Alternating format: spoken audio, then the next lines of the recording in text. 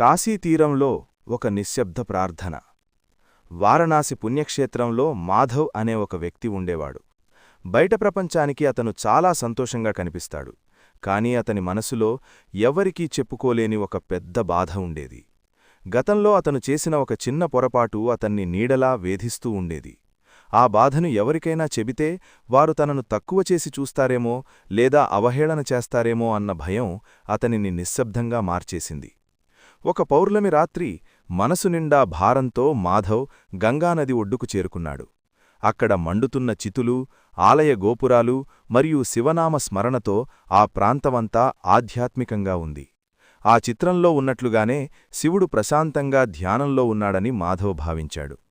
మాధవ్ తన కళ్ళు మూసుకుని తన మనసులోని వేదననంతా ఆ మహాదేవుడి ముందుంచాడు. స్వామీ, ఈ లోకం నన్ను తక్కువగా చూడవచ్చు, కాని నువ్వు అంతా తెలిసినవాడివి.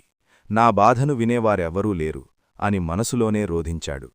ఆ క్షణంలో అతనికి ఒక వింతైన ప్రశాంతత లభించింది. గంగానది అలల శబ్దం శివుడు తనను ఓదారుస్తున్నట్లుగా అనిపించింది. ఎవ్వరికీ చెప్పుకోలేని బాధలు శివుడికి చెప్పుకో, అందరిలా చులకనగా చూడడు, చేరదీస్తాడు అనే మాట నిజమని అతనికి అర్థమైంది. మనుషులు తప్పులను వెతుకుతారు, కాని ఆ భోళాశంకరుడు మనసులోని స్వచ్ఛతను చూస్తాడు. ఆ రాత్రి మాధవ్ తన ఇంటికి వెళ్లేటప్పుడు అతని గుండె భారం తగ్గిపోయింది. తనను అర్థం చేసుకునే ఒక శక్తి ఉందని, తన బాధలను స్వీకరించే ఒక తండ్రి ఉన్నాడని అతనికి ధైర్యం కలిగింది. ఈ కథ ఇచ్చే సందేశం: లోకం మనల్ని మన విజయాలను బట్టి గౌరవిస్తుంది, కాని దేవుడు మనల్ని మన ఆవేదనను బట్టి ఆదరిస్తాడు.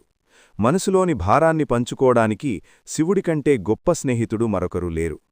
మీకు ఈ కథ నచ్చిందా? మీకు ఈ కథ నచ్చినట్టయితే లైక్ చేయండి, షేర్ చేయండి, సబ్స్క్రైబ్ చేయండి మరియు కామెంట్ బాక్సులో ఓం నమః శివాయ అని కామెంట్ చేయండి.